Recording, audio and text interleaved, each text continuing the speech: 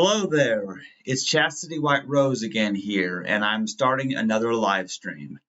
Now, this is going to be short. I'm trying to make my streams shorter because I know I tend to ramble on a little bit, and I do like to tell stories sometimes before I begin playing chess. But I have a very specific focus for this video. For this video, I want to explain the way that I play the Queen's Gambit opening and what I'm going for. This is opinion based, of course.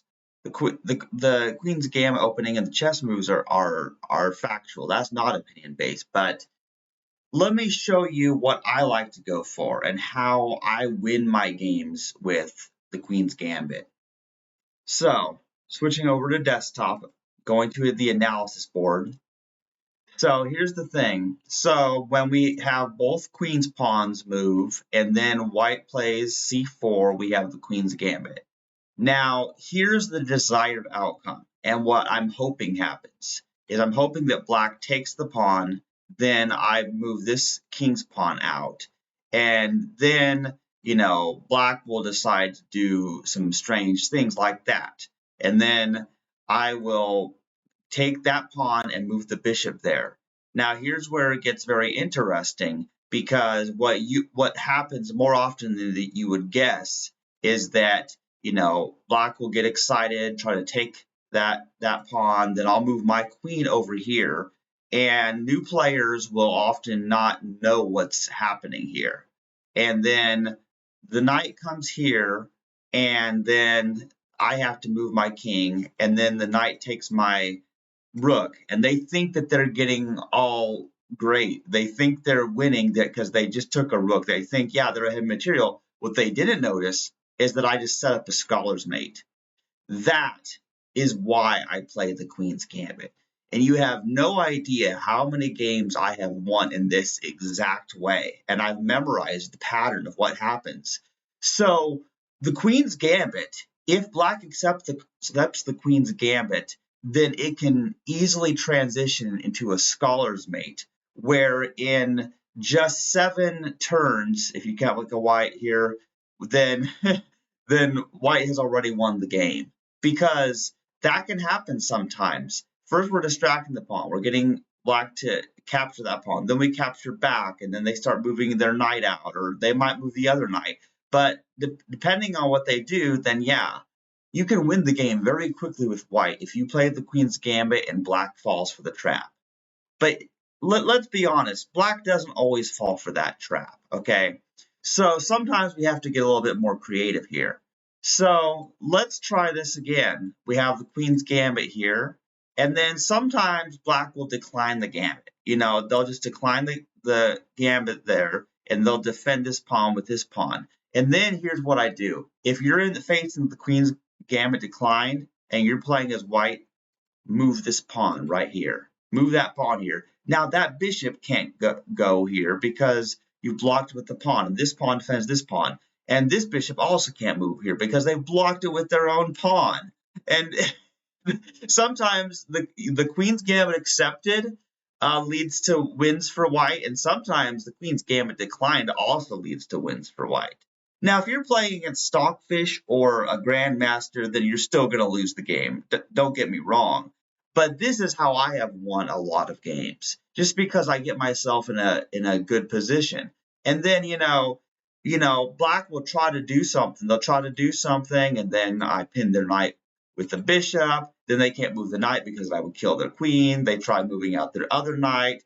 I start, building up a defense with my pawns in a row here. And no matter what they try to do, then I fork them there, and then if they move their king or if they block with the bishop, well, then I've just taken their knight. And so it's very easy to learn the Queen's Gambit, and it's very easy to just get a very quick win or an advanced position that helps you win. That's why I like to play the Queen's Gambit. Now, with that being said, the Queen's Gambit can also go very wrong if your opponent knows what they're doing. But let's be real. If you are a new player and you're not very skilled, you haven't developed a play style at the game, I recommend the Queen's Gambit as the first opening for you to learn when you're playing as white. Because if you are playing as black, you may want to learn the Scandinavian defense. And I actually have a video where I teach the Scandinavian defense. In fact, I probably will make more videos on the Scandinavian. And yeah, that's basically it. For the white pieces, the Queen's Gambit is pretty solid. And I want to do another short video on the London system, actually, because I did a video where I covered the Queen's Gambit and the London one video, but it was kind of long. But basically, that's it. I showed you two possible situations, but I should show you one more thing. Let's go back to the beginning here. Let's try a different situation. Now, keep in mind, usually when you do queen's pawn, what will happen is the opponent will also do queen's pawn. So let's see here. What if instead of declining it with this pawn, they use this pawn? Well, this is a little bit different. It's a little bit different, but you can still do something very similar. You can move this pawn here. You can still do that. And then what will happen is, black will come and they'll try to put your king in check there, but then you can just attack the queen back with the bishop there, and then the queen has to move. Where's the queen going to move to? They might move there, and then you move this pawn, and then they're attacked with this bishop. And then they're probably going to come here. Yeah, the queen will probably come here like, hey, look at me. I get a free pawn. I'm the great Magus Kairos. Dig it, woo, That's probably what they're going to be like. But then here's a trap. See, because their queen has moved, and they haven't moved any of these other pieces here. So now, if the queen takes the rook, then the queen dies. It can't take the knight because then the rook takes it. And it can't take this because then the knight takes it. So then the queen has to run away somewhere, and it can't run here because of this knight. Like, this is a bad thing to do. This is why they say don't bring out your queen early. Now, you can bring out your queen early if you're doing the Scandinavian or you are really smart and know how to defend it.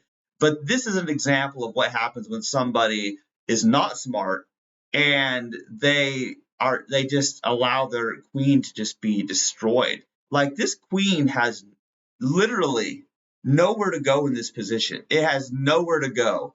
And that's how you win when your opponent uses the Slav defense, by defending this pawn with this pawn. The Queen's Gambit is great.